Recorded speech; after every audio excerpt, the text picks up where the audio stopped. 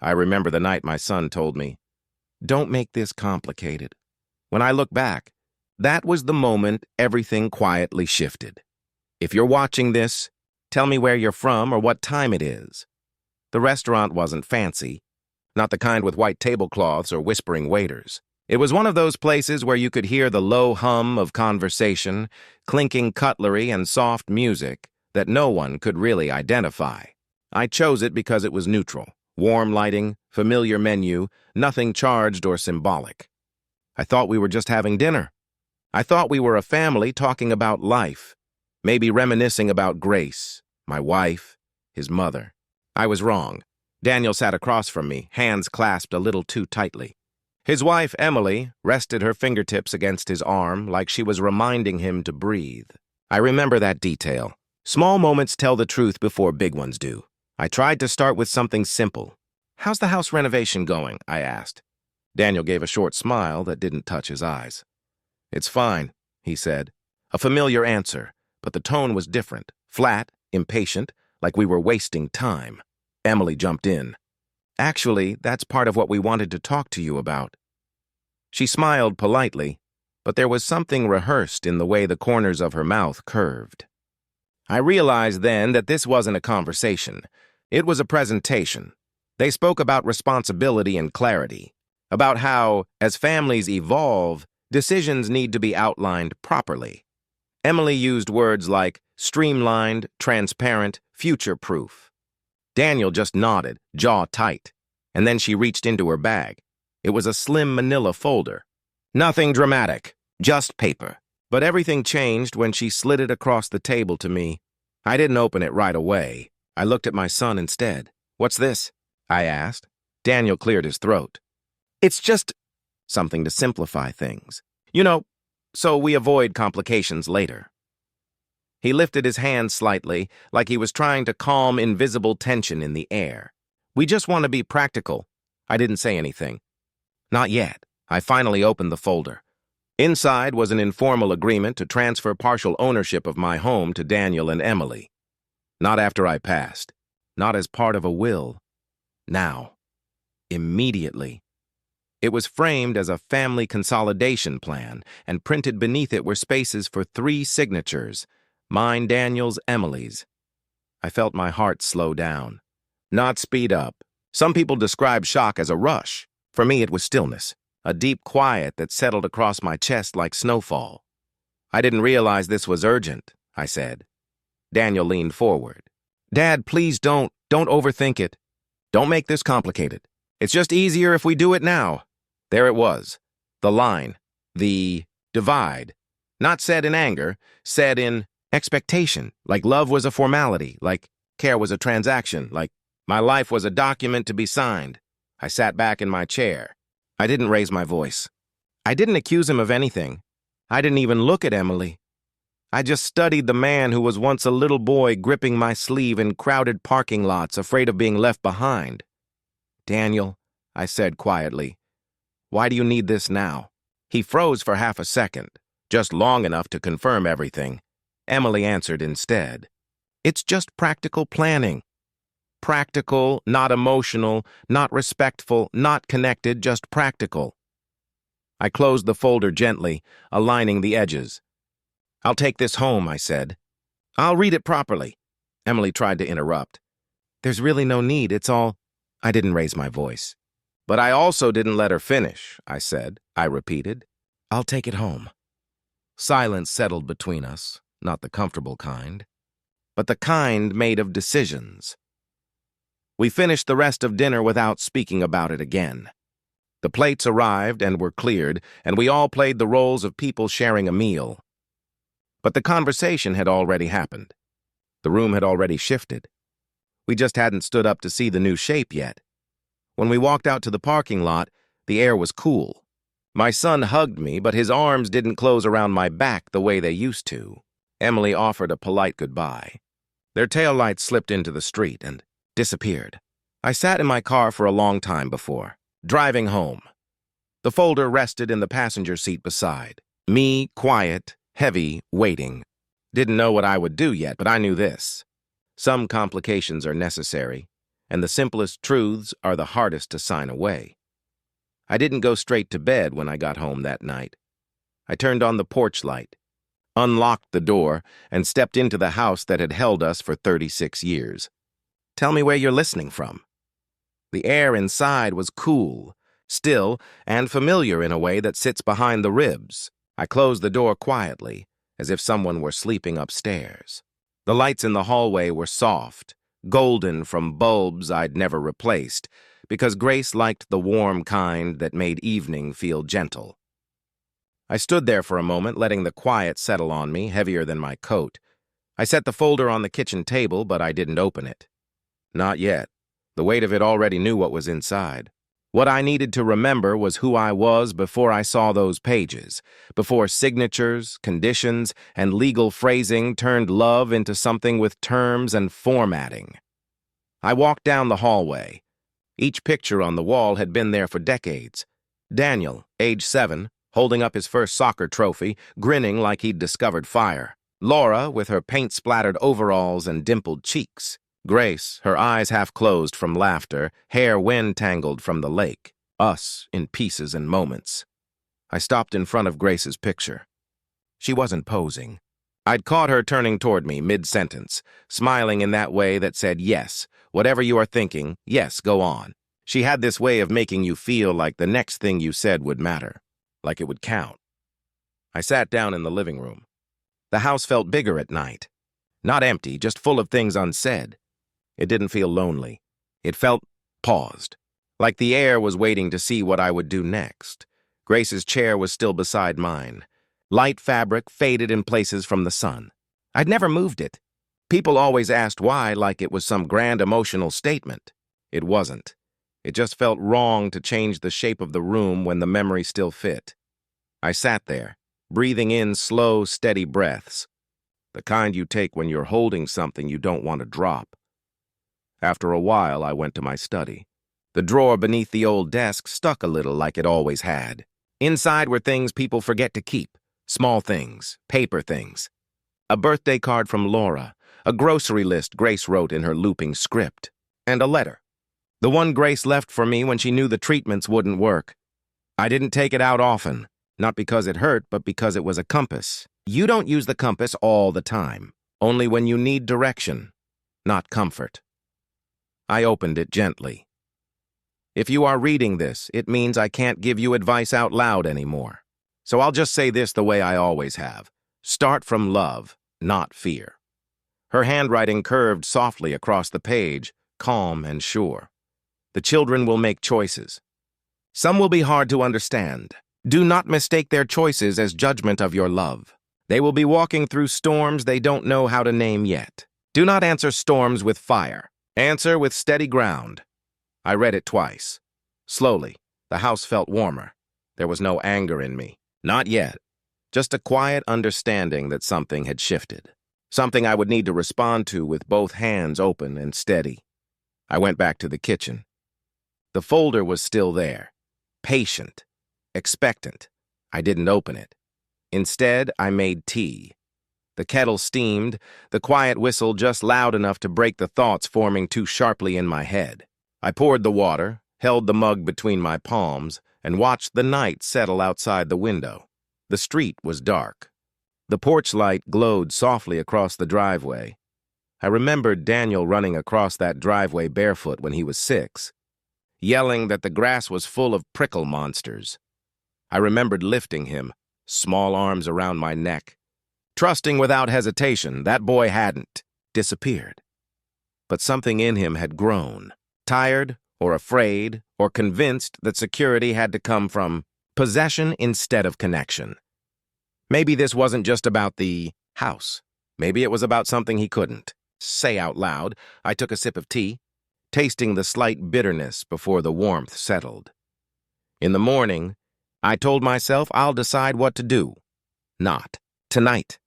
Tonight was just the remembering of who we were before papers got involved, the remembering of the foundation this house was built on, not wood, not stone, love. And what we do when love is tested. I heard his car before I saw him, the low idle of the engine in the driveway, not turned off, just waiting, Tell me the time where you are right now. It was early. The kind of morning where the air is cool but not cold, and the sky is still deciding what color it wants to be. I had just stepped out onto the porch with my mug in hand when I saw Daniel standing beside the driver's side door, hands in his pockets, shoulders lifted just slightly, like he was bracing for something. He looked tired. Not just slept poorly tired deep in the bones.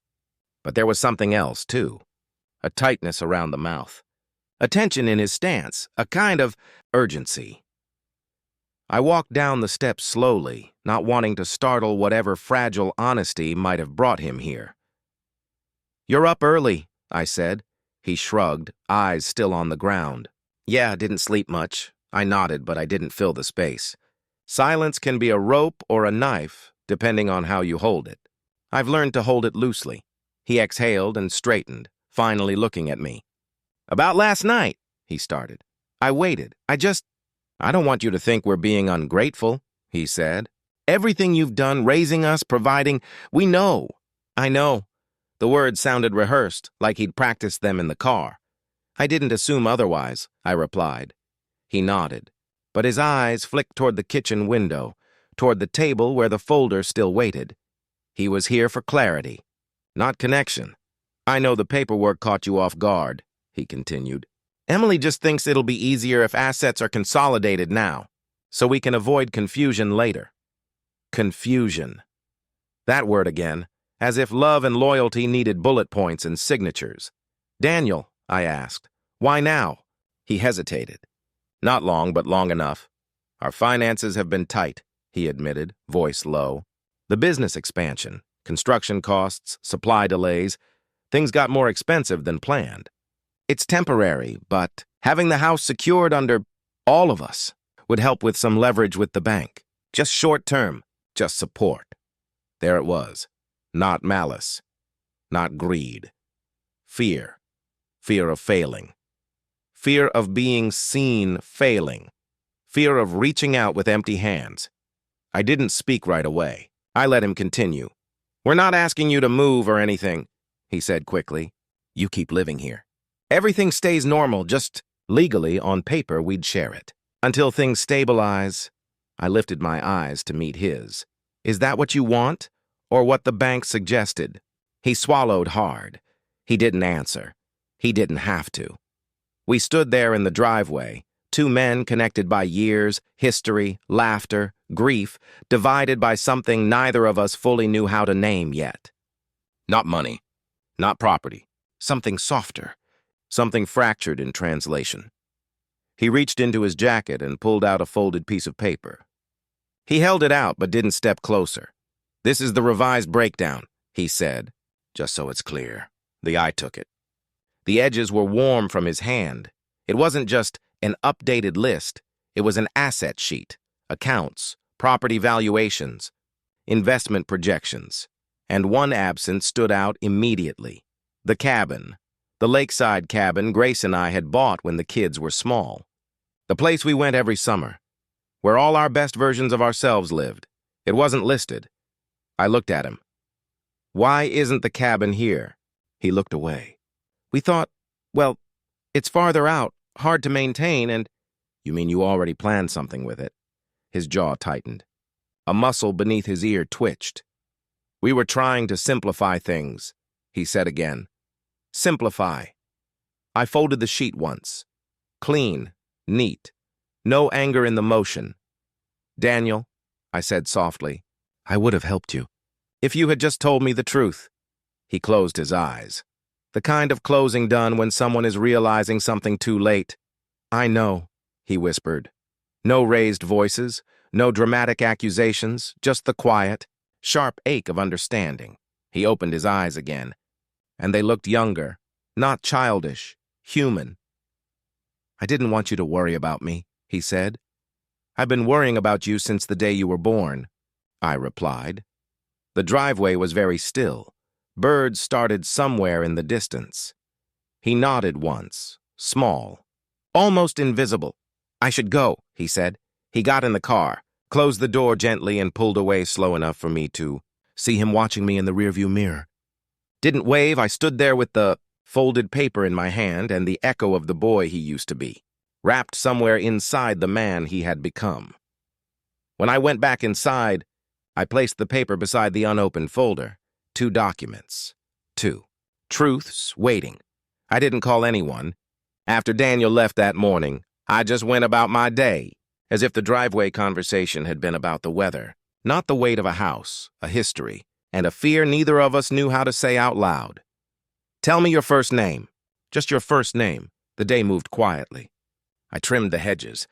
I swept the porch. I made lunch I barely tasted. Sometimes the body keeps going so the mind has time to catch up. The stillness of routine can be a gentle place to set the heaviness down, just long enough to breathe. It was late afternoon when Laura arrived. She didn't knock. She never had to. She just opened the door like she had since she was 16 and figured out that homes don't need announcements. Hearts do. She stood there with a small bag of groceries and a tired smile. "Thought you might need a few things," she said, though we both knew I had a full pantry. I took the bag anyway. "Thank you." She followed me to the kitchen, setting her keys on the counter. She watched me for a moment, not suspiciously, not searching, just observing in the quiet way of someone who loves without asking for recognition. "You talked to Daniel," she said. Not a question. Just a truth placed softly on the table. "I did," I said. She nodded. "I saw his car in the driveway on my way to work this morning. He had that look." There are many kinds of looks. This one was something between determination and breaking. Laura leaned against the counter, arms crossed. Her voice was gentle when she spoke again. "Dad, something's going on." I didn't answer. I wanted to hear her version before mine. She exhaled slowly. "They're struggling financially, more than they want to admit." Emily's worried. "Daniel's trying to fix it on his own. He doesn't want to disappoint you." There it was again. The thread running through all of this. Not greed, not entitlement. Fear of being seen as less. Grace used to say, some people don't ask for help. They ask for control, because they think control will protect them from shame. Laura walked to the dining table where the folder still sat and lightly touched the edge of it. He shouldn't have done it. "This way," she said quietly. "No," I agreed. "But I understand why he tried." She looked up at me then. Really looked. Understanding doesn't mean giving away the house. There was no anger in her voice. Just clarity. I gestured for her to sit, and we sat across from each other like two people working on a puzzle with too many missing pieces. "I'm not angry," I said. "I'm just sad. He didn't trust me enough to be honest." Laura's eyes softened at that. You can't fake the way compassion looks. It shows up in stillness, not expression. She reached into her bag and pulled out a printed sheet of paper. Not dramatic, just practical. This was the... She slid it across the table the same way Emily had the night before. But the meaning was different. "This is from the Public Business Registry," she said. A notice of lien. His company took on debt using projected assets, which means he may have already mentioned the house to someone, not legally, just in discussion. It was a single sheet, a simple form, but it carried weight. Not accusation, consequence. I stared at it for a while. "How long have you known?" I asked. "Not long," she said, "but long enough to know he's scared." The light through the window had shifted, turning gold at the edges. The kind of light that makes everything look softer than it feels. I folded the paper slowly, neatly, with the same care I'd used folding Daniel's earlier. Laura's voice was very quiet when she spoke again. "Dad, I know you want to protect him, but protecting isn't the same as surrender." I let that sit. I needed it, too. She reached across the table and placed her hand over. "Mine, small, warm, steady. We'll handle this," she said. "Not you. We," that word landed. Somewhere deep. We cleaned up the kitchen together. She left before dusk. She hugged me longer than usual. When the house was quiet again, I sat at the table between two folded papers. One given in fear, one given in honesty, both waiting for a decision. I didn't make one that night. I simply sat with the knowledge that love, real love, isn't always gentle. Sometimes it asks you to hold both heartbreak and patience in the same hand. I didn't sleep much that night. Not from anger. Not from worry. Just from thinking, tell me your age. I'm curious who's listening to this kind of story. Morning came quietly, the way it always does in this house. Light moved across the floor in slow stripes as the sun rose over the maple tree outside. I walked into the kitchen, made coffee the same way I've made it for 20 years, and sat down at the table. Grace's chair was still there. I've had people suggest I move it. For closure, they say. As if grief is something you put away like winter clothes. But grief is not a season. It's a landscape. It changes shape, but it's always there. The chair wasn't a shrine. It was just where she sat. Her sweater still hung over the back of it, soft from years of washing. I used to think I kept it there for memory, but maybe I kept it there so I didn't have to relearn where she wasn't. I looked at the chair, and for the first time since the dinner with Daniel and Emily, I let myself feel the weight of everything. Not the paperwork, not the money, not the house, the distance, the fact that something had shifted in my son. And I hadn't seen it happen in real time. When did we stop talking the way we used to? When did his phone calls turn shorter? When did explanations start sounding like negotiations? I rested my hand on the chair's wooden back, just lightly. The wood was warm from morning sun. I closed my eyes and remembered the sound of her voice. Soft, full, steady, like water moving over smooth stone. She used to say, "Don't rush to fix. Sit with what hurts." So I sat. Not to wallow, to listen, because the heart speaks in quiet, not in panic. Eventually, I got up and walked to the study. I opened the same drawer I had the night before, but this time I wasn't looking for guidance. I was looking for grounding. I found an old photo album, the kind nobody prints anymore.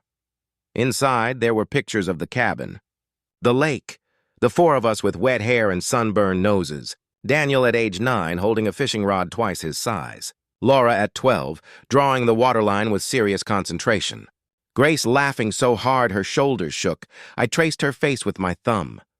We had built a life that was simple and whole. Nothing perfect, just real. I sat with that for a while. Then I found the envelope, the one with Grace's handwriting, the one I had read last night. Only this time I read it differently. Slower, quieter, with breath. Do not mistake their choices as judgment of your love. I repeated the line out loud. Maybe Daniel wasn't choosing the house. Maybe he was choosing stability. The way he understood it. Maybe his fear was louder than his memory. I needed to understand the situation, not react to it. And that is when I made the simplest, calmest decision I had made in months. I decided to gather information. Not confront, not accuse, not assume, just understand. This was I pulled a yellow legal pad from the desk, drawer, the kind I always buy but rarely use. And I wrote 3 questions. What does Daniel actually need? What am I willing to give? What preserves the family, not the property? I didn't try to answer them yet. Sometimes writing the question is the answer for the moment. I placed the pad next to the folder and the asset sheet on the kitchen table, aligning all 3 edges. Small order in a situation that felt unsteady. The house was quiet. Not empty. Just listening. I poured a new cup of coffee and sat back down in my chair. Not Grace's, just mine, and let the morning settle around me. There was no plan yet. No strategy, just space. And in that space, I heard something I had almost forgotten. Love doesn't disappear because trust falters. Love stays, even when the path back to each other gets steep. I looked at Grace's chair again. I didn't cry. I didn't break. I just breathed. Tomorrow would bring decisions. But today was for remembering why they mattered. I didn't go to the lawyer to start a war. I went to understand what peace would require.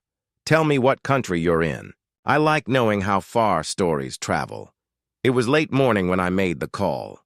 The number was still saved in my phone from years ago, back when Grace and I had updated our will together. I remember the day we signed it. We laughed in the lawyer's lobby because the pen they gave us was too fancy, too heavy, too important for 2 people who still argued over grocery coupons. That memory comforted me more than I expected. "Good morning," "This is Hartwell and Pierce," the receptionist answered. Her voice was warm in the way of someone who has said the same sentence thousands of times, but still chooses kindness over efficiency. "My name is Ethan Cole," I said. "I'd like to schedule a consultation with James Hartwell. He handled our will years ago." There was a pause, a subtle one. "Yes, Mr. Cole, of course. He has an opening this afternoon." This afternoon, the universe tends to open doors exactly when we're ready to walk through them. James's office hadn't changed much. Same glass door, same quiet carpet, same neatly framed diplomas that never looked like bragging, just reminders that someone had done the work. He stood when I entered. "Ethan," he said, offering his hand. "It's been a while." "It has," I replied. "Good to see you." We didn't hug. We didn't small talk. Some connections don't need warm-up time. We sat across from each other at a smooth wooden table. A carafe of water, no distractions. "Just space to think. What brings you in today?" he asked. I didn't sigh or tense or dramatize anything. "My son brought me paperwork," I said. "He wants to consolidate ownership of the house. I need to understand the implications." James nodded once. No raised eyebrows. No surprise. He has seen every variation of family, love, fear, and paperwork. "Tell me the context," he said. So I told him, calmly, factually, without accusation, the dinner, the folder, the driveway, the missing cabin from the asset sheet, the weight behind the silence. James listened the way good listeners do, without interrupting, without reacting, without preparing the next sentence while I was still speaking. When I finished, he folded his hands. "Your son is under financial strain," he said gently. "Not a guess, an observation." "Yes," I replied. "He likely sees the house as security," James continued. "Not intentionally as leverage, but as a safety net." "I know," I said. "I don't want him to drown." "But you also can't hand him the shore," James finished. We sat with that. Sometimes truth is a single sentence spoken softly. That came next. James reached into a drawer and placed a packet in front of me. "This," he said, "is a full estate audit request form. If you fill this out, I can review the structure of your assets and advise on what protects both you and your relationships. Not protect you from them. Not protect the property. Protect the relationships." That distinction mattered. I picked up the pen. It didn't feel heavy this time. It felt appropriate. I wrote slowly, carefully. It took a while. Not because I didn't know the details, but because every memory was attached to something in that form. Grace's name, the cabin, the house, the savings we built, the life we shaped. When I finished, I placed the pen down with quiet certainty. James reviewed the form briefly, then looked up. "Ethan," he said, speaking with the same calm tone he always had, "you are not obligated to transfer anything. Not now, not later. And you are not unkind for setting boundaries." I nodded. "I'm not trying to cut him out," I said. "I just want to keep the foundation intact." "That's what trusts are for," he answered. "They protect love from panic. Trusts, a word that meant more than legal structure in that moment. We discussed next steps. Simple, steady, not reactionary. I asked questions.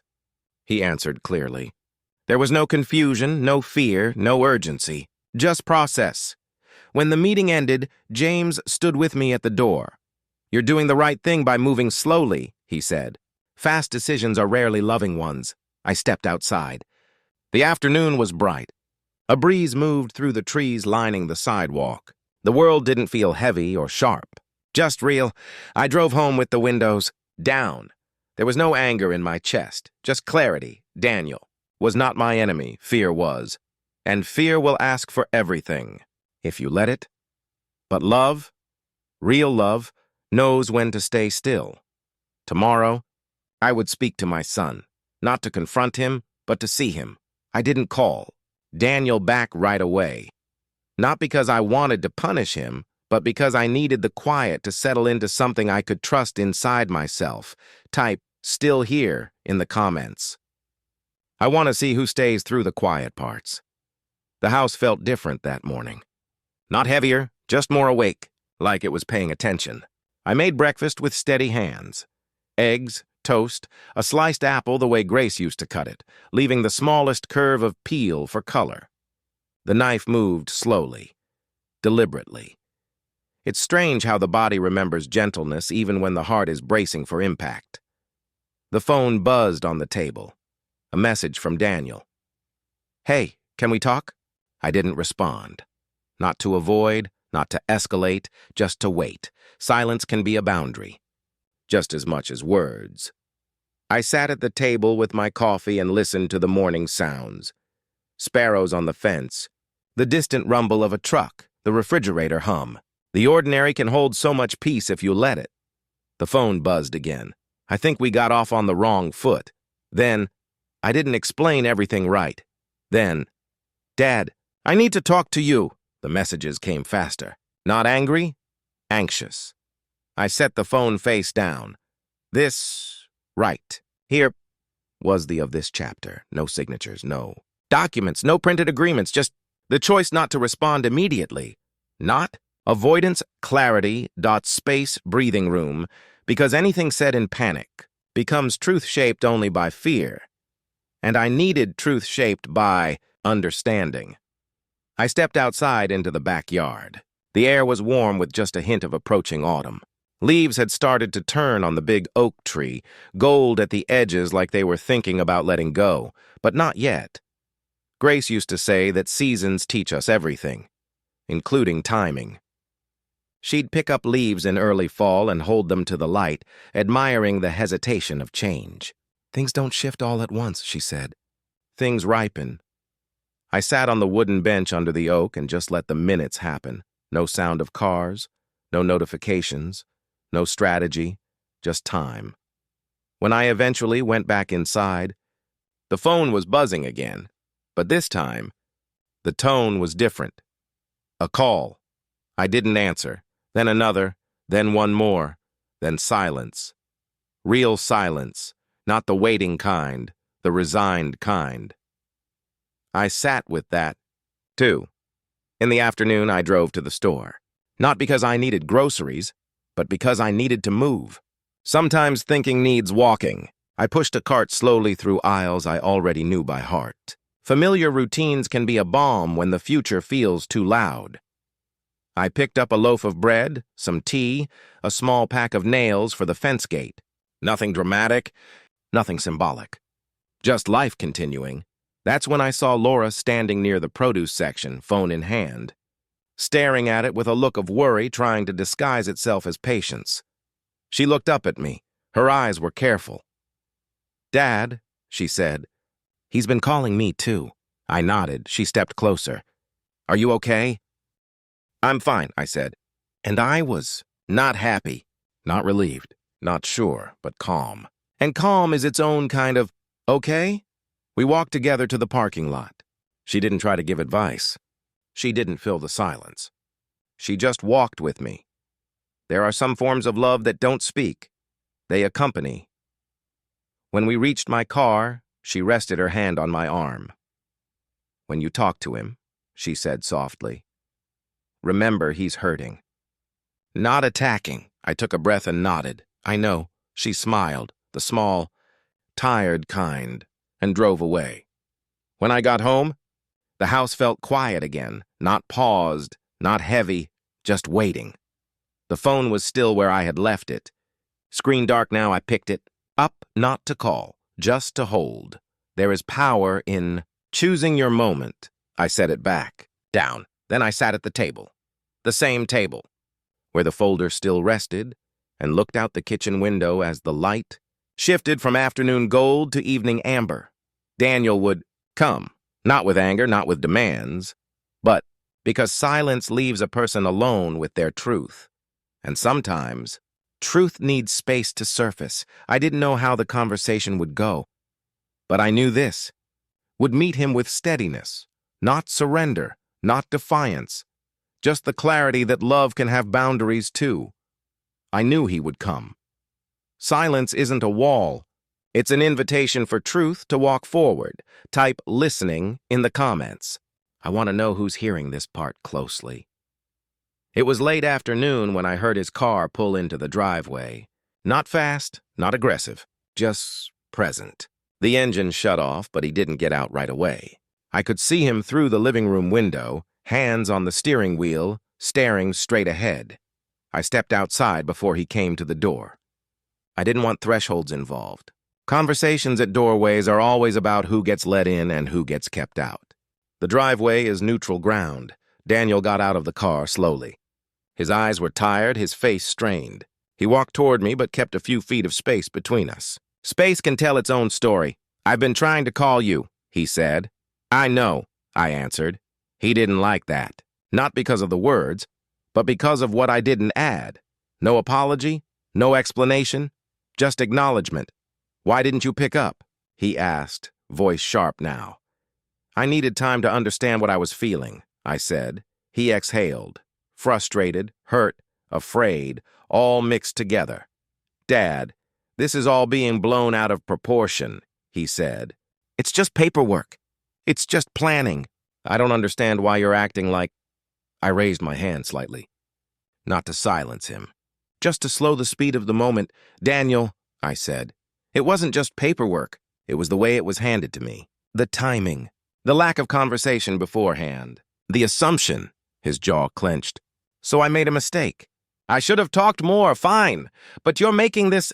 Daniel. I didn't raise my voice. I simply said his name. He stopped.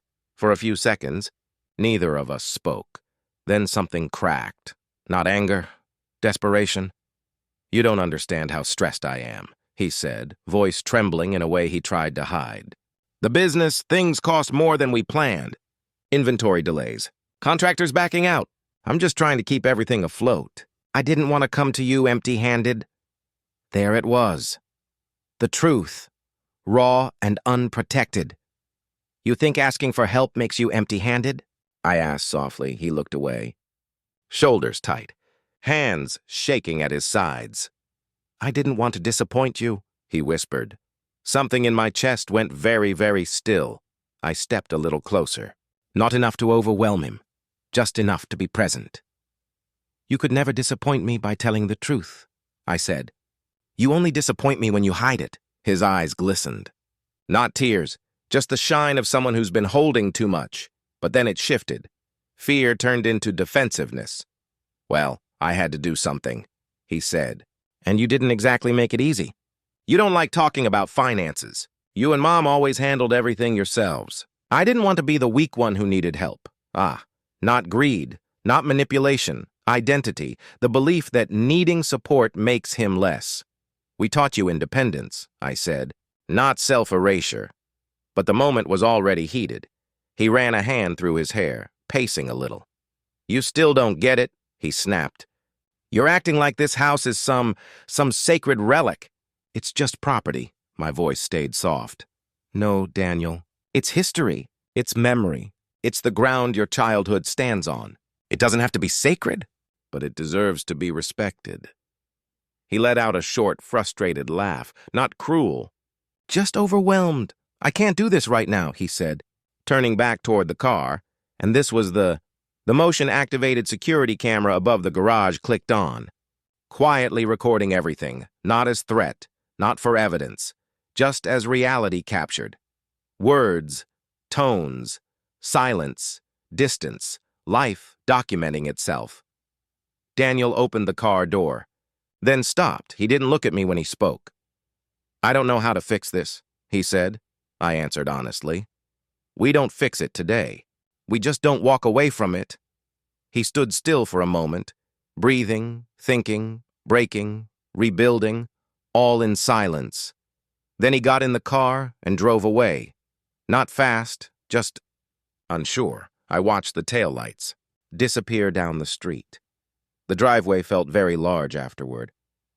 Didn't feel angry, I didn't feel victorious, didn't feel defeated. I just felt the weight of a bond being stretched, not broken. I didn't expect my body to speak for me. But sometimes the heart says what the mouth is too careful to say. Tell me one word for how you're feeling right now. It happened 2 nights after the driveway conversation. I woke up to a tightness in my chest. Not sharp, Not stabbing, just dense, like someone had pressed a heavy book onto my ribs and told me to read with it still there. I sat up slowly. The room was dim. The clock glowed 3:14 a.m. in soft blue numbers.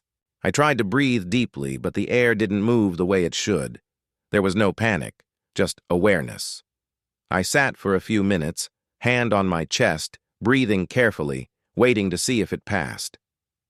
When it didn't, I made the decision Grace and I had agreed on long ago. Don't be a hero. Be alive. I called for an ambulance.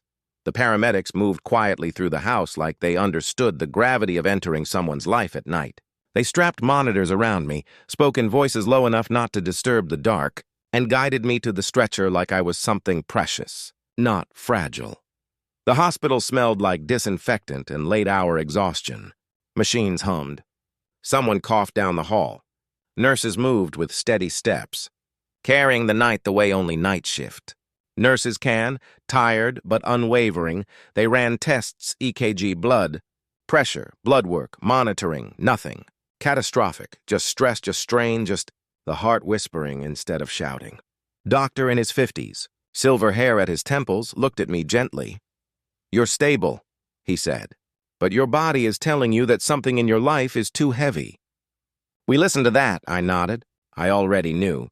He was just putting words to something my chest had been trying to say. Around 5:30 a.m., Laura arrived. Her eyes were puffy from sleep, hair tied back in a loose knot. She didn't ask what happened. She just sat beside me and held my hand. No panic, no drama, just presence. Sometimes love is just staying. She stroked her thumb over my knuckles. The same gesture Grace used to use when I was thinking too hard. "We're okay," Laura whispered.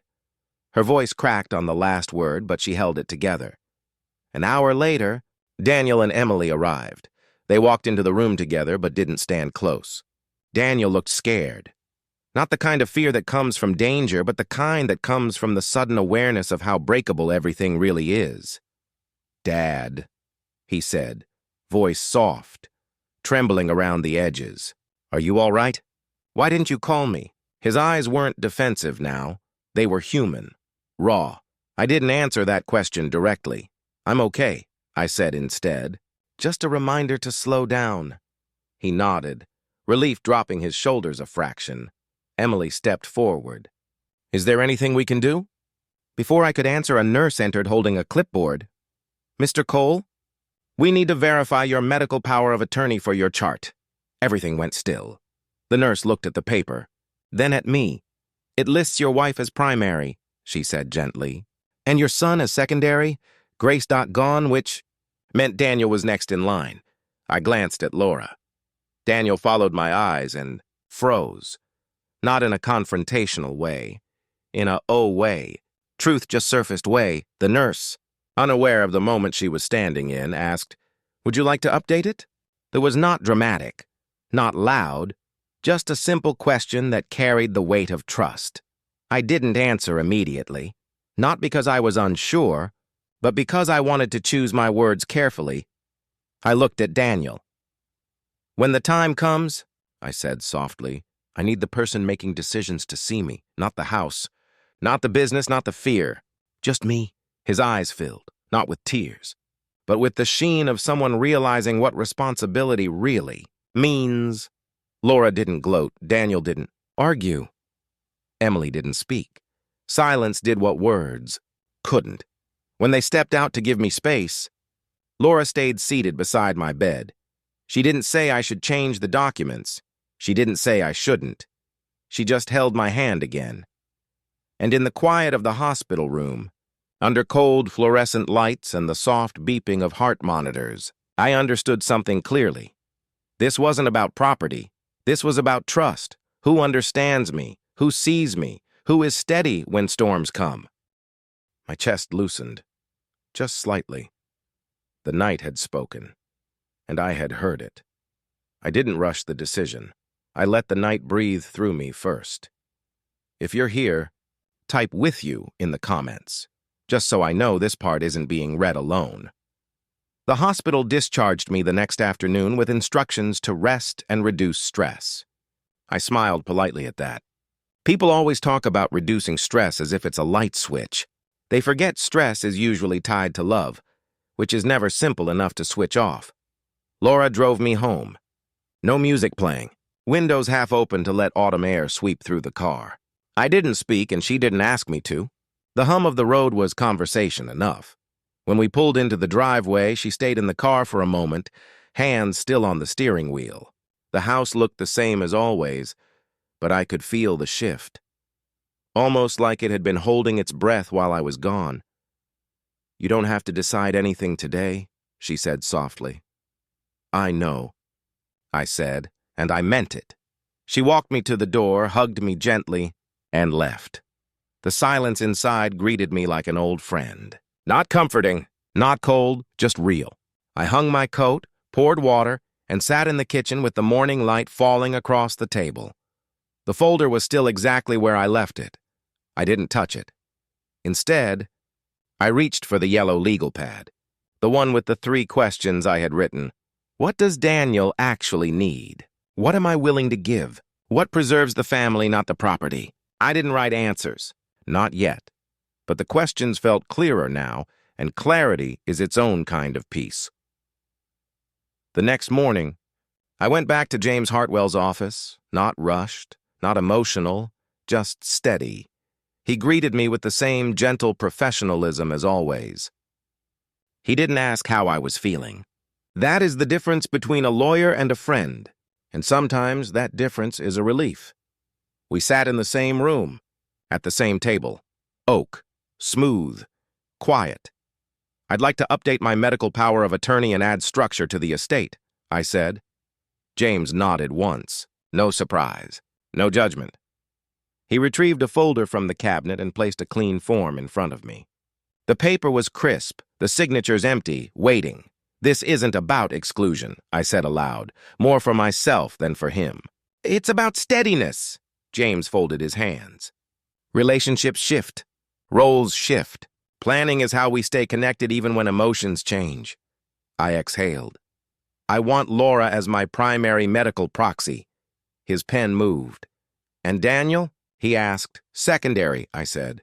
"Not removed, just supported." His pen moved again. Emily's name did not come up, and neither of us forced it to appear where it didn't belong. This was the... He rotated the form toward me. I picked up the pen. Not heavy, not symbolic, just a pen. But writing Grace's name had once felt like writing the definition of my life, and now writing Laura's felt like writing continuity, not replacement. Continuation. I signed, clear, steady, final. James notarized the document. The stamp made a deep, satisfying sound, like closure answering itself. Thump. No drama. Just law acknowledging love. When I returned home, something felt lighter inside me, but peace rarely travels alone. A few hours later, Daniel called. I saw the name on the screen and held the phone for a long moment before answering. "Hey," I said. His voice was small, not weak, just honest. "Dad, Emily told me the hospital asked about the medical forms," he said. Did you update them?" There was no accusation in his voice, just fear. I took a slow breath. "Yes," I said. Silence stretched. Thin. Delicate. "Okay," he finally whispered. Not angry, not defeated. More like someone realizing the world is not arranged around their confidence anymore. "I didn't do it to shut you out," I said.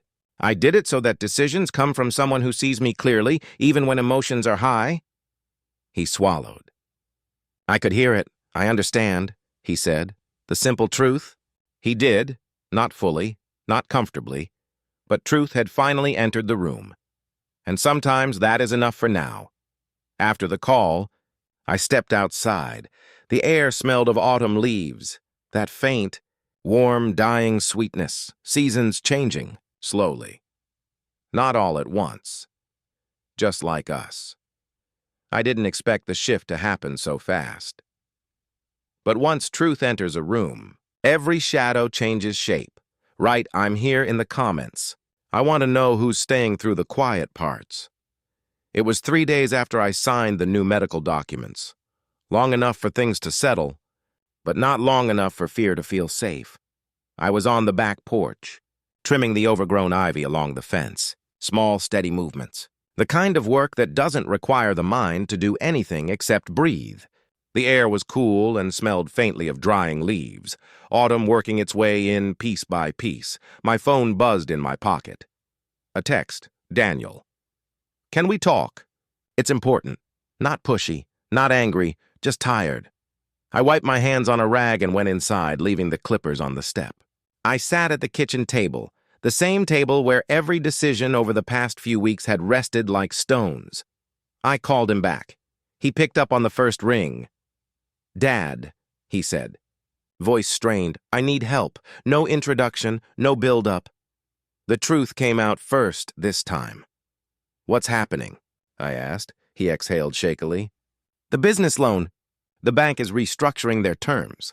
They want collateral, real collateral. The house, I said quietly. Yes, he admitted. They want the house. Silence. Not empty silence.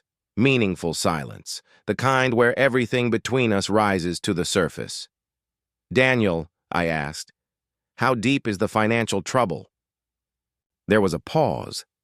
Then he said the kind of truth people only say when they've run out of places to hide. We're close to losing the business. If I don't secure this loan by Friday, it's over. I closed my eyes, not in frustration, but in grief. Grief for the weight he had been carrying alone. Grief for the version of him that still believed asking for help made him small. What exactly are you asking of me? I said. There was a sound, a soft breath maybe, or the sound of someone stepping past pride.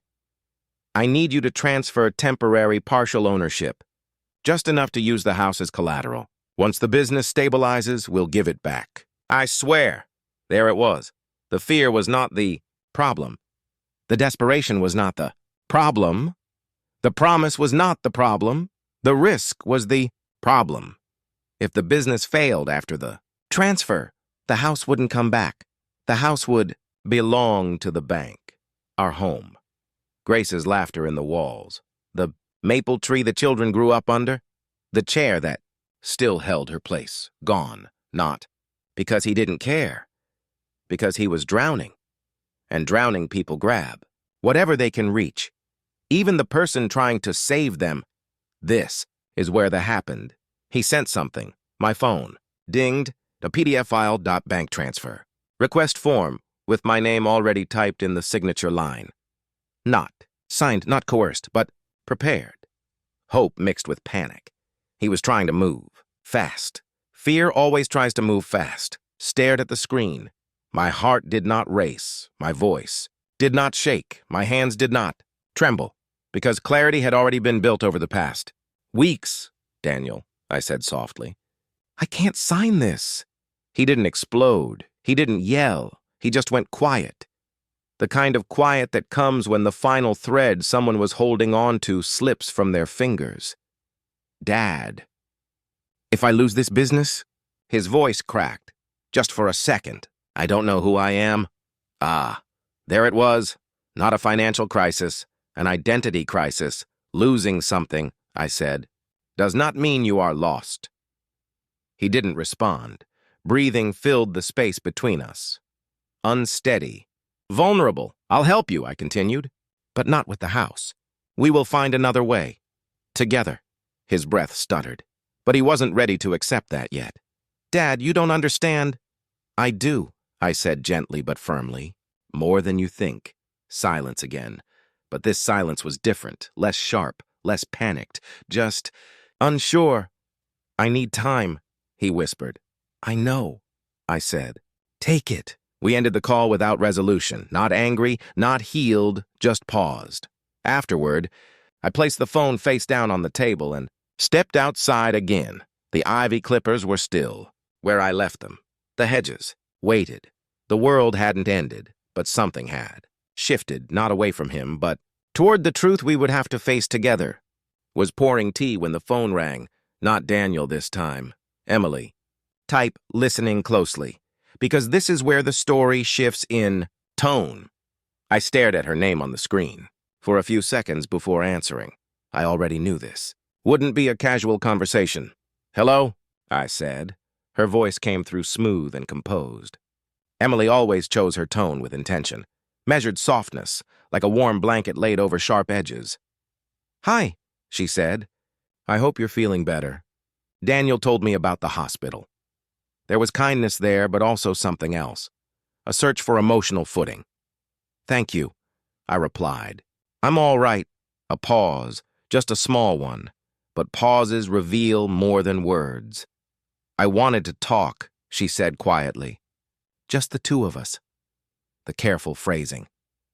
Not we need to talk.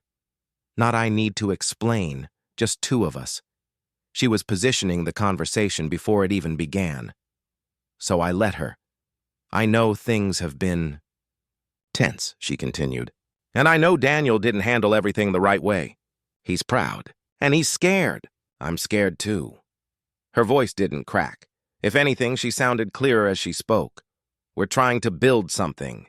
We're trying to be responsible. We want stability. We want a future for our family." The word family was placed carefully, a soft anchor. "I understand," I said. "Building a life isn't easy. I don't fault either of you for wanting security." Relief flickered in her silence, not because I agreed, but because I didn't argue. But then the tone shifted. "Daniel doesn't know I'm calling," she said. There it was, the real reason. "When we brought you the paperwork," Emily continued, "we thought we were being proactive, efficient. We didn't want to worry you." She didn't say we didn't want to give you a choice, but the meaning sat between the words like dust on a table that only becomes visible when sunlight moves across it. "What do you need, Emily?" I asked softly. Her breath caught, just slightly. "The business loan expires Friday," she said.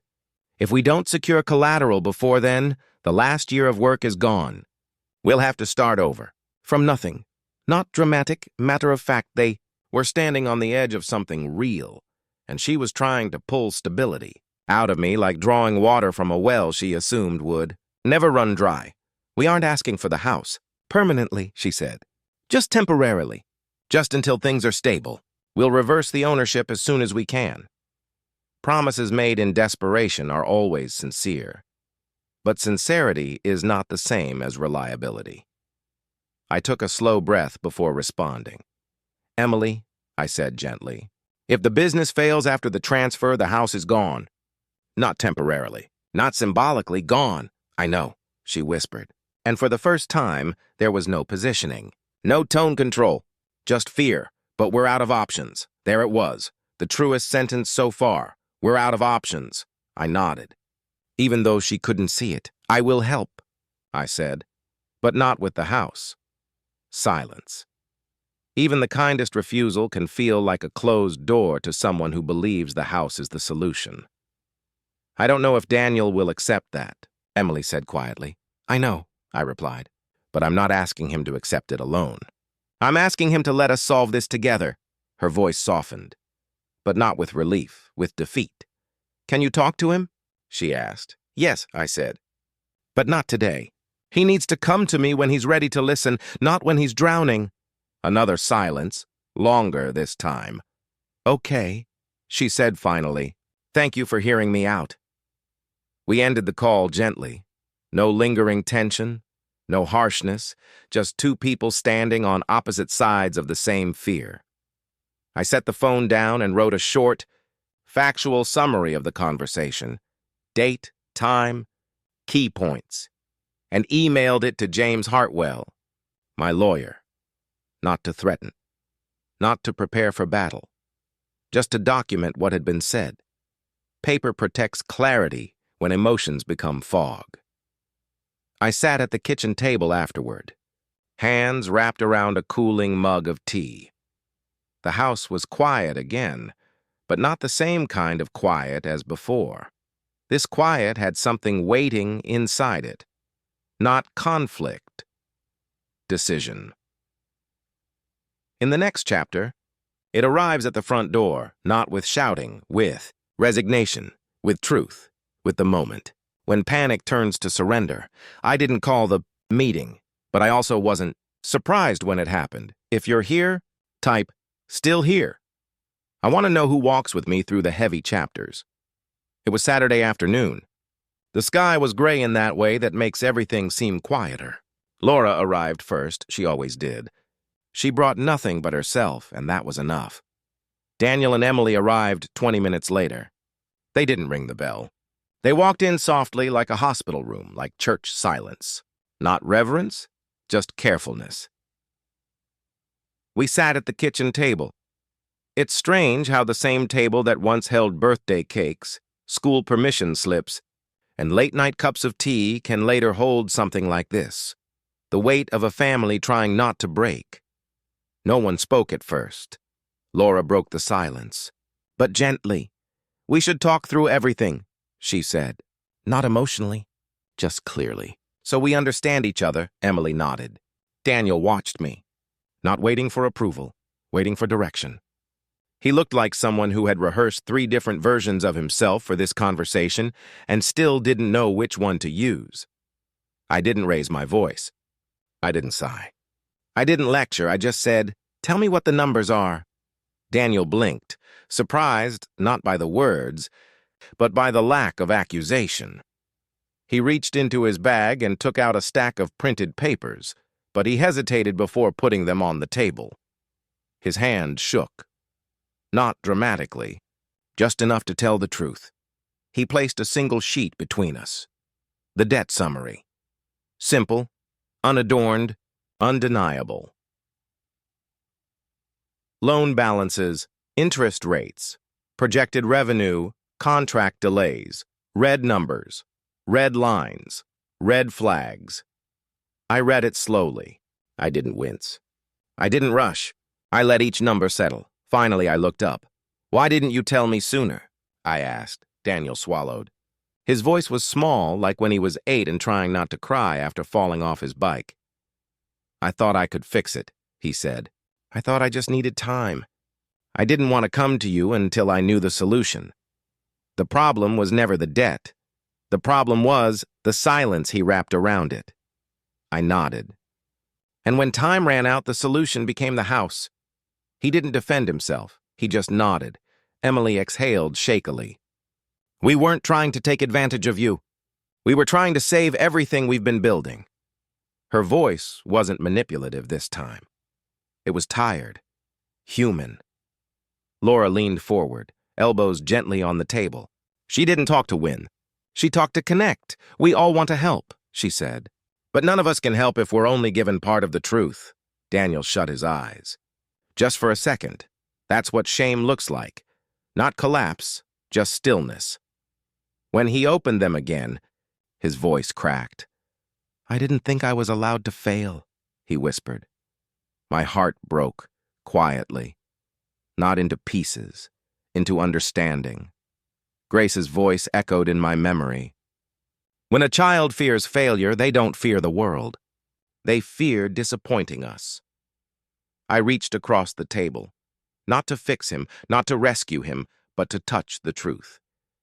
"Daniel," I said softly, "failing is part of being alive. Pretending you're not failing is what breaks families." He looked at me then. Really looked. Not as a source of approval, not as a wallet, not as an obstacle, as a father. The room breathed. Emily wiped her eyes quietly. Laura looked down, steadying herself. I stayed still.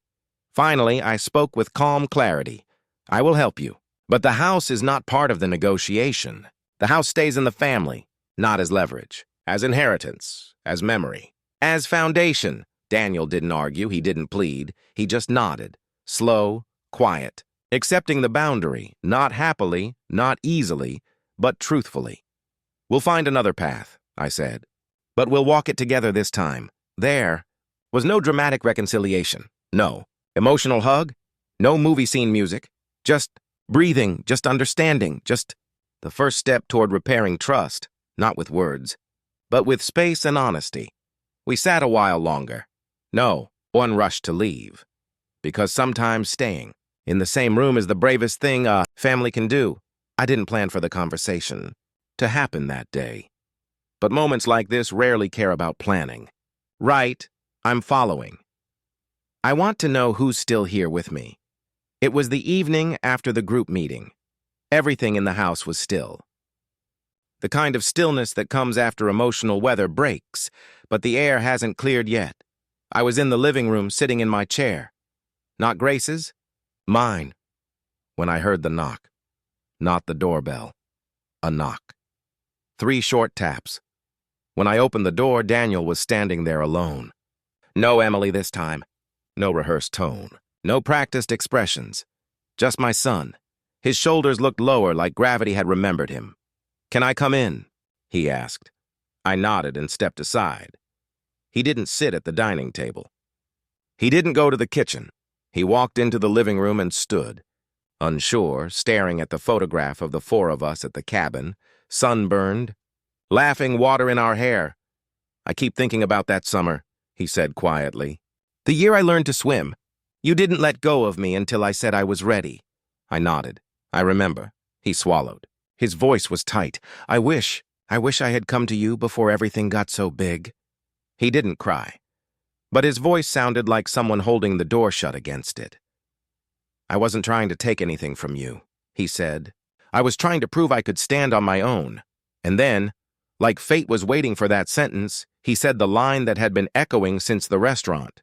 "Dad, don't make this complicated. Not sharp, not controlling, not defensive, just tired, just scared, just human." I didn't respond right away. I stood there with him in the silence, letting the sentence sit in the room so its shape could show itself. Finally, I said, "Daniel." I didn't make this complicated. Life did. You did. Fear did. Silence did. I'm just trying to make sure we don't lose each other in the process. He let out a shaky breath. Not relief, release, not surrender, truth. "I don't know how to fix this," he said, and I nodded, because that was the first honest thing he had said in weeks. I walked to the side table by my chair. I opened the small drawer, the one where I keep spare receipts, reading glasses and letters, and I took out James Hartwell's business card. I placed it on the coffee table between us, not slid across, not offered like a weapon, just placed, steady, calm, final. "If we are going to move forward," I said gently, "we do it through a lawyer, not to fight each other, to protect both of us, to protect the family, to protect what we're trying to keep, not what we fear losing." Daniel looked at the card for a long time, not with anger, not with defeat, just realization. "This isn't about the house anymore," I continued. "It's about trust. And trust needs structure right now." His jaw trembled, just barely. He sat down slowly, like the weight of understanding finally pulled him into a chair. "I feel like I've failed you," he said. I shook my head. "No, you're learning. Learning isn't failure. Hiding is." A tear slipped down his cheek before he could stop it. He wiped it quickly. Embarrassed? I didn't reach for him. I just stayed present. Because sometimes reaching too soon turns comfort into pressure. We sat in silence, not broken, not whole, but together in the same room, which was more than we had been a week ago. Eventually, he stood. He picked up the business card, not like a surrender flag, like a step. "I'll set up a meeting," he said. "I'll be there," I replied. He nodded. No hug, no apology, no emotional scene. Just understanding. He left quietly. The house felt different afterward, not lighter, not heavier, but balanced.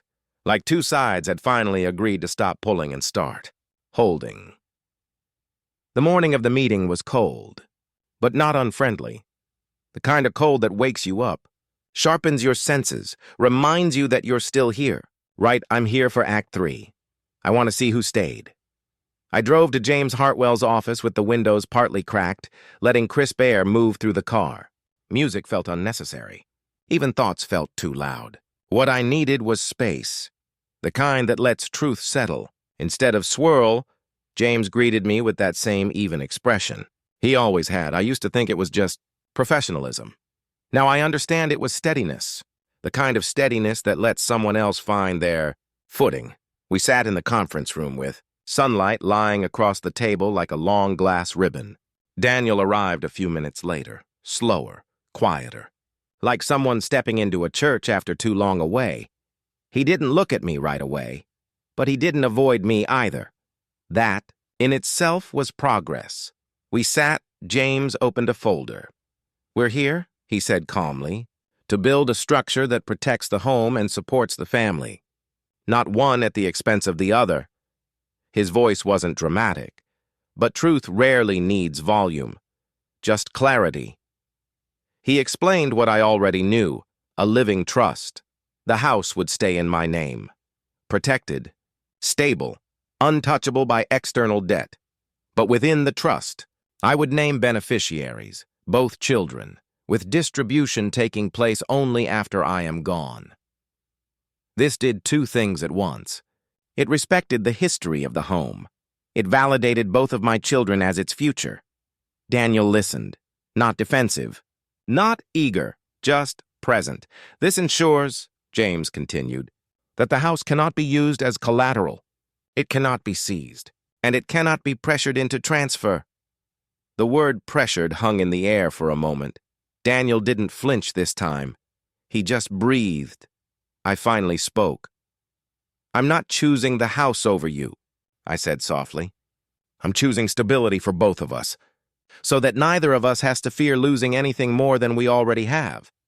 Daniel's jaw moved, not clenched, just thoughtful. "I understand," he said, and he did. Not perfectly, not painlessly.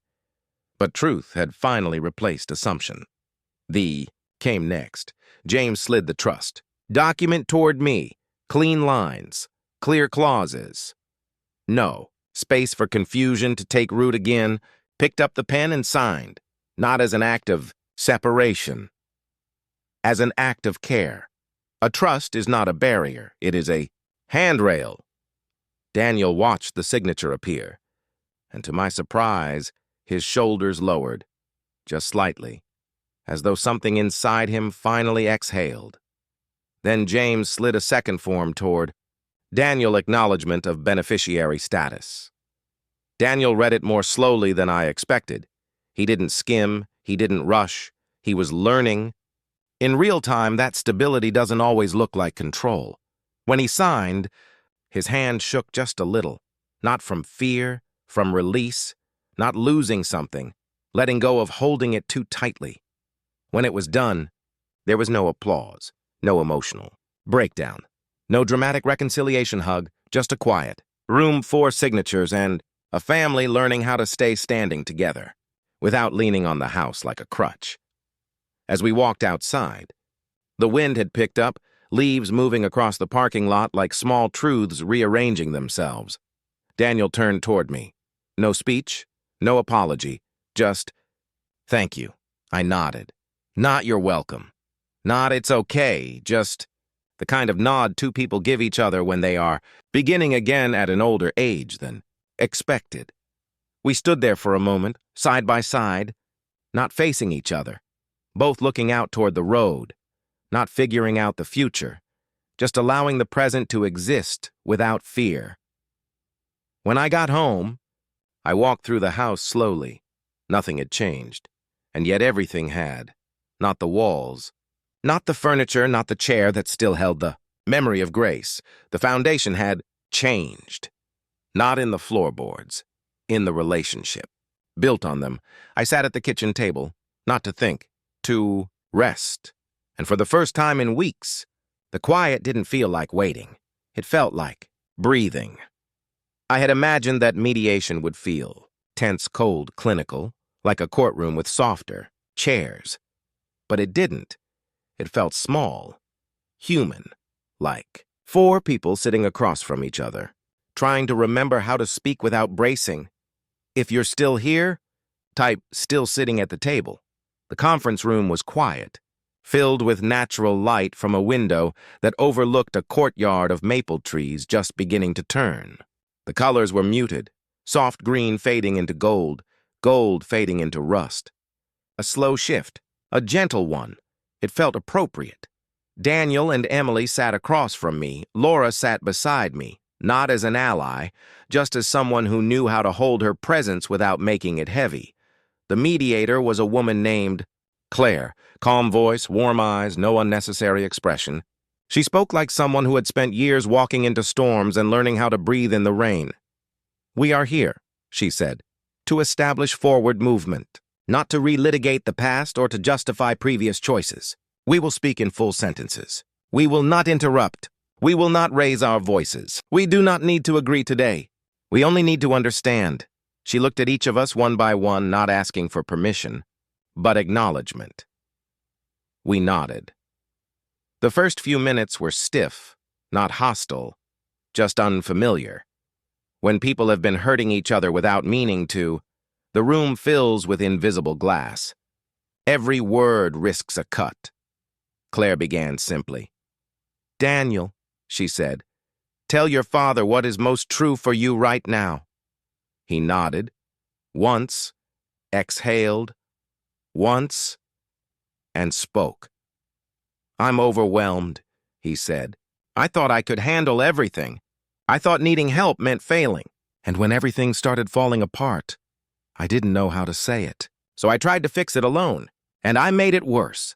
No theatrics, no emotional collapse, just truth laid down carefully on the table. I listened, not waiting to respond, just hearing him. Then Claire looked at me. "Ethan, your turn." I didn't speak right away. I let the silence warm before I stepped into it. "I didn't need perfection from you, Daniel," I said. "I just needed honesty. Not because you owed me the truth, but because we are family. And family isn't about solving everything. It's about not having to pretend." His eyes flickered, not pain, not relief, something between them. Recognition. Emily spoke next, but her voice was different from every conversation before. There was no persuasion in it. No strategy. "I was scared," she admitted. "I've never seen him like this. I wanted to help. I pushed too hard. And I'm sorry. I wasn't trying to take the house from you. I just saw something slipping that we built together and I panicked." Laura reached for a tissue box and slid it across the table. Not emotional, practical. And that, too, was love. No one cried. No one broke. No one fell apart. We were just four people learning how to sit with the truth of each other. For the first time in a long time, no one was talking to win. We were speaking to be understood. The came next. Claire placed a mediation summary sheet on the table. No legal threats, no ultimatums, just agreement in plain language. The house is protected within the living. Trust. Both children remain beneficiaries. No property may be leveraged for business debt. The family will explore alternative solutions to help Daniel stabilize. Financially, no decisions will be made in crisis conditions. We read it. We corrected. Nothing. We signed 4 signatures, not closure, alignment. When we left the building, the air outside felt different. Lighter, maybe, or simply real in a new way. We stood together on the sidewalk for a moment that held no script. Daniel looked at me. Not as a child, not as a man trying to prove himself, just as a person who was tired and trying. "I'm working on it," he said. "I know," I replied. We didn't hug, we didn't shake hands, we just breathed in the same direction for a moment, and that was enough. On the drive home, Laura didn't speak. She didn't need to. Her presence has always spoken fluently in silence. I sat at the kitchen table that evening, the same table where everything had almost broken, and realized we are not healed, but we are no longer lost, and sometimes that is the beginning of peace. I didn't say much as we walked out of the mediation building, but I noticed the way Daniel lingered for a moment before heading to his car, like he was learning how to re-enter the world as someone who didn't have to hold everything alone. If you're still here, comment "still here."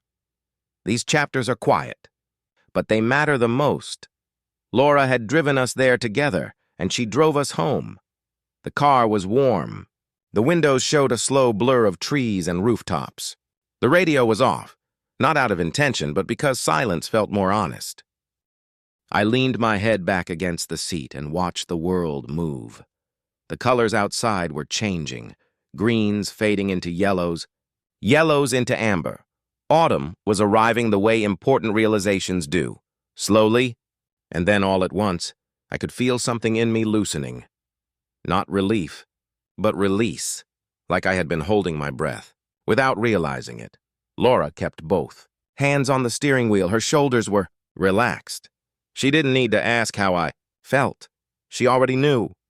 "You did well," she said eventually. I exhaled through my nose. Not quite a laugh. Not quite agreement. "I did something," I said. "Doing something is enough," she replied. The simple truth of that settled into the car like warm air. We passed the lake on the way back, the one where the kids had fed ducks when they were small. The water was still, a few ripples from wind. I remembered carrying a sleepy Daniel to the car afterward, wet sneakers knocking against my leg. I remembered Laura collecting smooth stones like they were treasure. Time doesn't take memories.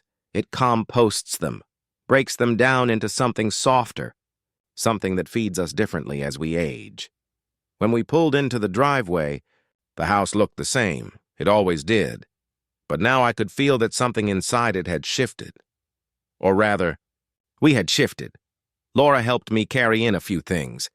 Not because I needed help, but because she wanted to stay near me for a little longer. We set the keys on the counter. Neither of us sat down right away. She spoke first. "He's trying," she said softly. "I think today scared him just enough to make him honest, but not enough to make him defensive." "That's where change lives," I said. She nodded. Then I saw her looking toward the study. Toward the desk. She noticed what was missing before I remembered I had turned it face down weeks ago. Daniel's childhood drawing, a house, a sun in the corner, a tall figure holding the hand of a smaller one. Children don't draw metaphors. They draw truth. I walked into the study. The room felt smaller than it used to, not in a suffocating way, in an intimate way. I opened the drawer and took out the drawing. The paper was worn at the edges, but the crayon colors were still bright. Sky blue, grass green, the kind of yellow children use before they learn that the sun is not actually that shade. This was the of the chapter. I stood the drawing back up on the desk, propped it carefully, straightened the frame, not as a statement, not as forgiveness, just as acknowledgement. Love was still here, under everything, even now. Laura came to the doorway but didn't step. "Inside." "She didn't need to. You kept that." "All these years," she said. "Of course I did," I replied. "I didn't say why. I didn't need to." She hugged me, not tightly, not dramatically, just enough. "I'll call you tomorrow," she said. And then she left. Ficus. House was quiet again, but this quiet was different. Not the quiet of distance, the quiet of space. Space for healing, space for grief, space for forgiveness to approach when it was ready, not forced, not pushed. I walked through each room slowly, like I was greeting something I had been away from for a long time. When I reached Grace's chair, I rested my hand on the back of it, just as I had days before, but this time, the feeling wasn't weight, it was warmth. I sat down, not in her chair. In mine, the house exhaled with me. I didn't think about next steps, didn't plan, I didn't analyze. I just let the moment be whole. Sometimes the most powerful thing we can do is not solve anything, just hold it with gentle hands. There are decisions that arrive like storms, and there are decisions that arrive like dawn. This one came like dawn. If you're here, type "still here." Because this chapter isn't dramatic, but it's one of the most important. It was a Tuesday morning when I returned to James Hartwell's office. The air was cool, the sky pale, the kind of day that feels suspended between seasons. I parked, turned off the engine, and sat for a moment with my hands resting on my knees. No rush, no dread, just readiness. Inside, the receptionist greeted me with a nod that felt familiar. Almost soft years of living will teach you to recognize when life is no longer asking for a fight, just a choice, James. Ushered me back to the same room. Same table, same glass water, pitcher. Same stillness, but I was different, and that was enough to change the whole room. He placed a folder in front of me, thick, neatly organized, without drama. "This," he said gently, "is the revised will and statement of intent." I opened it slowly, not searching, just witnessing. There it was. In clear language, the house remains in the trust. Both children inherit the property. Equally, no forced sale can occur. No beneficiary may leverage the property as collateral. Care decisions rest with Laura. Financial transparency will be maintained for both children. No exclusion, no punishment, no winners, no losers, just boundaries made visible. The statement of intent. Though, that was the part that mattered most. It clarified why the decisions were made. Not out of fear, not out of anger, not out of disappointment, but out of love that wanted endurance, not reaction. I read the paragraph I had written, the one James helped refine but did not change.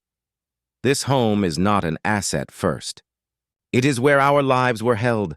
It shall not be used to protect us from failure or to prove independence. It shall remain a place of return, not leverage. I felt no ache reading it, just truth. James handed me the pen.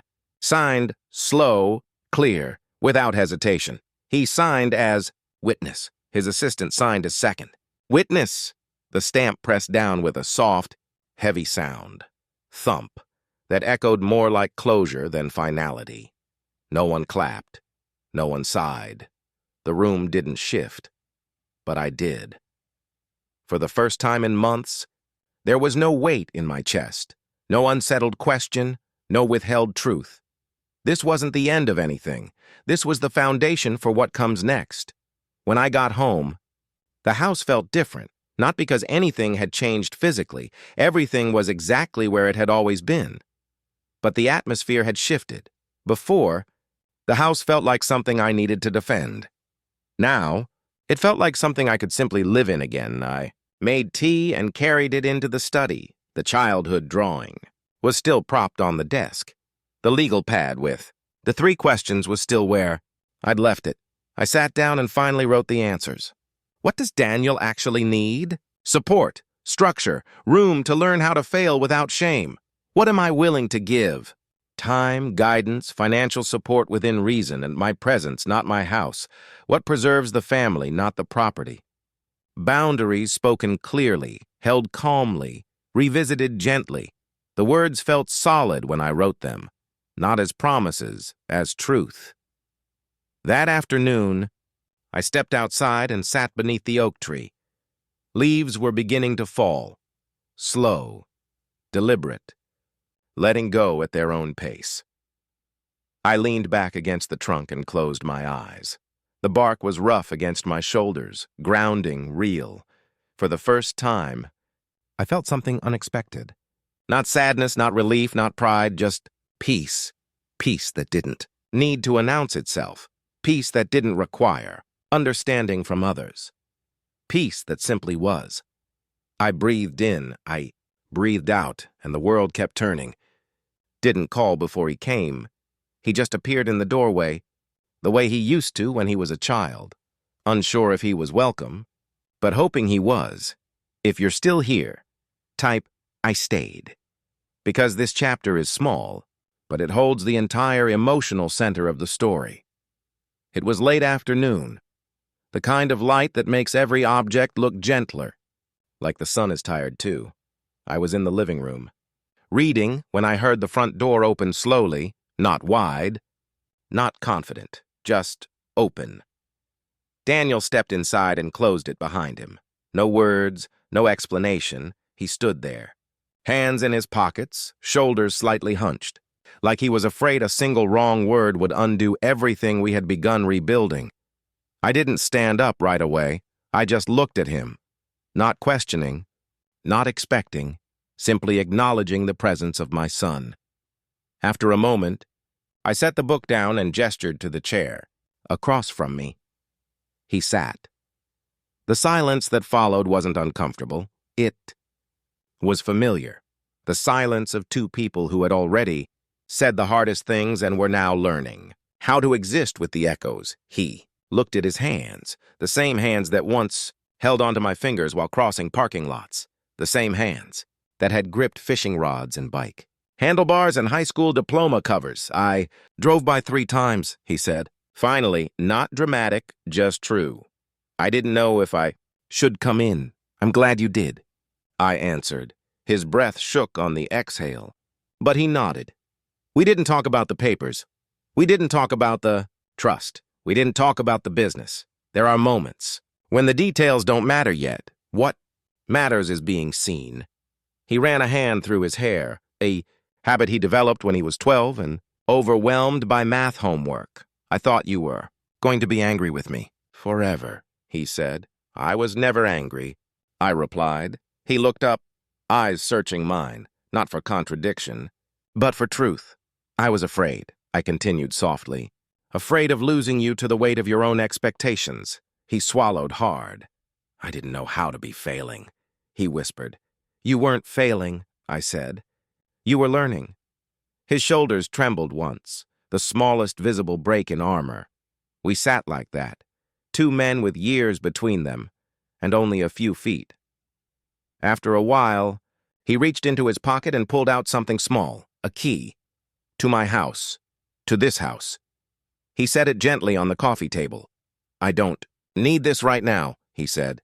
Not because I don't want to be here, but because I don't want to assume I belong without choosing to show up. Not giving the key back in anger, not rejecting the home, just acknowledging love isn't ownership. Love is participation. This simple gesture was the of the chapter. The key didn't clang when it landed, it just rested there, softly. I didn't reach for it, not because I was rejecting it, but because the moment wasn't about me taking it. It was about him placing it, placing trust, placing humility, placing intention. We sat quietly again. The autumn light had shifted deeper, orange around the edges of the room. After a long, steady silence, I finally spoke. You never lost your place here, I said. Daniel nodded, but not quickly, not to agree. Slowly, like someone letting the meaning sink past the surface. I know, he said, and he did. Not in the mind, in the heart, where knowing matters. He stood to leave, not out of discomfort, but because the moment was complete. He paused at the door. I'll come by tomorrow, he said. No question, no hesitation, just promise. Okay, I said. He left quietly. The house did not feel emptier when he was gone. It felt open, open to what comes next, open to slow healing, open to love that does not rush or demand or negotiate itself into being. Just love that stays. I looked at the key on the table. I didn't move it. There are some symbols that are strongest when left exactly where they land. Winter arrived quietly that year, not with storms or ice or dramatic weather, but with a soft coolness that settled into the mornings. If you're still here, type I'm still here. This is the quiet chapter, the one most people skip. But it's the one that matters. I woke up before sunrise. The house was dark, but not heavy, just resting. I walked into the kitchen and turned on the small lamp above the stove, the one with the warm gold bulb that made the room feel gentler than any overhead light ever could. The kettle sat exactly where it always did. I filled it, set it on the burner, and waited for the slow, familiar whistle. Routine. There is a reason the mind heals in routine. I made tea, Earl Grey, a little honey, the way Grace used to make it when the mornings were cold. I sat at the kitchen table and watched the faint winter light move across the walls, pale blue turning slowly into the softest gold. For months, the house had felt like something I needed to guard. Now it felt like something I could simply live in. There is a difference, and it's a big one. A few minutes later, I heard footsteps on the porch. Slow ones, not rushed. Daniel didn't knock. He opened the door and stepped inside quietly, not out of fear, but out of respect. He had never announced himself in childhood. He knew how to be part of a home without disturbing its air. He stood in the doorway for a moment. "Cold out there," he said. I nodded. "Tea's warm." He came to the table and sat. Not across from me this time, beside me. Side by side feels different than face to face. We didn't speak for a while, we just drank tea. And breathing felt easy. Eventually, he exhaled. "I talked to the bank again," he said. "We're renegotiating without collateral. It'll be tight. It'll be slow. But it's possible." I nodded. "No advice, no correction, no rescue, just listening," he continued, voice steady. "I'm learning how to ask for help without asking you to fix everything. It's harder than I thought." "Most worthwhile things are," I said. He smiled, small but real. "Not happy? Just honest." Grace used to say healing doesn't look like fireworks. It looks like someone sitting down with you in the morning and drinking tea without pretending. This was that. No grand apologies, no dramatic declarations, just two people choosing to stay. That's reconciliation. Not the dramatic kind, the real kind. This is where the happens. I reached into the drawer beside me and took out a small notepad. Simple, white, nothing fancy. I wrote down, morning routine tea walk. Outside, check the garden. Slow breakfast, breathe, not a schedule. Not a rule, just structure, gentle structure. I tore off the page and placed it on the table between us. "We start here," I said. "No big plans, no big decisions. We just build mornings again, one at a time." Daniel looked at the paper, not at me, at the simplicity. People think rebuilding requires emotional speeches and apologies and breakthroughs. Often it just requires a morning routine. He nodded. "Okay," he said, "just okay." That was the most beautiful word in the world in that moment. We didn't hug. We didn't talk about the past. We didn't talk about what comes next. We finished our tea. He washed his cup. I dried it. He hung the towel back in the same place it had always lived. He left quietly, warmly, not to escape, just to continue. When the door closed, I looked at Grace's chair. I didn't move it. I didn't need to. But I noticed something I hadn't seen in a long time. The chair didn't feel like absence anymore. It felt like memory. A good one. A steady one. A presence that could stay without being painful. I sat back down at the table. The winter light had reached full brightness now, soft, clean, undramatic, like peace. The final chapter begins next.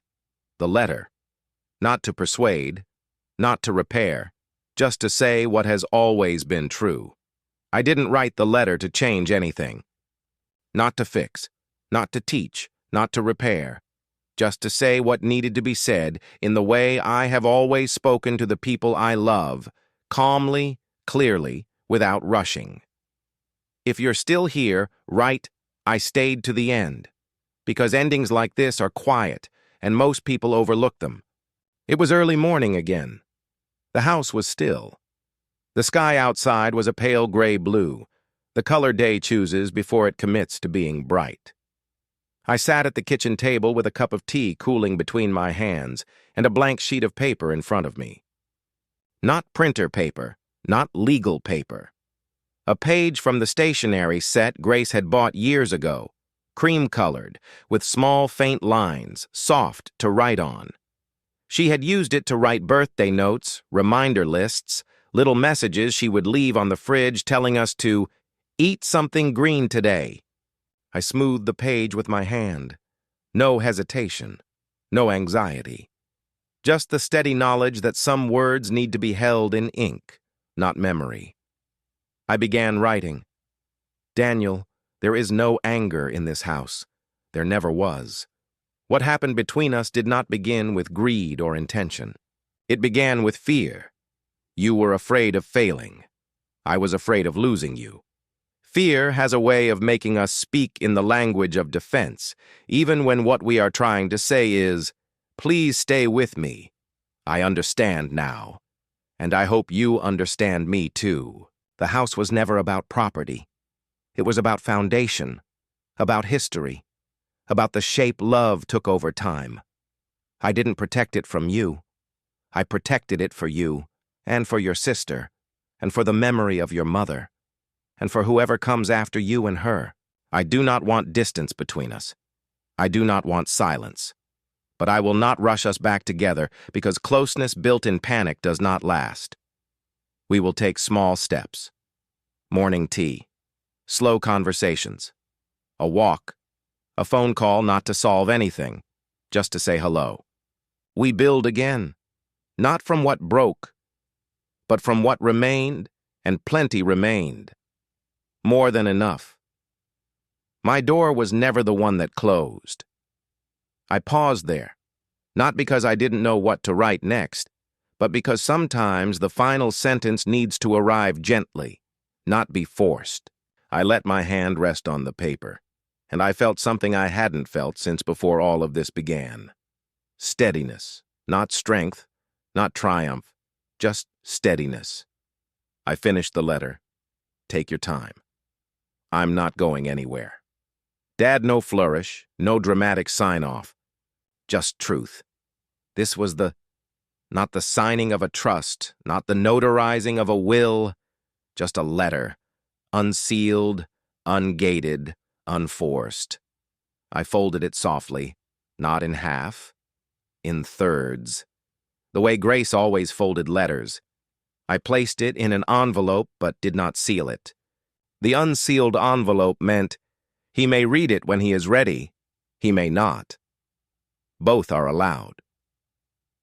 I drove to his house. The morning air was cold, my breath rising in faint white clouds. Leaves crunched under my shoes. The neighborhood was quiet. The kind of quiet that feels like the world is holding its breath.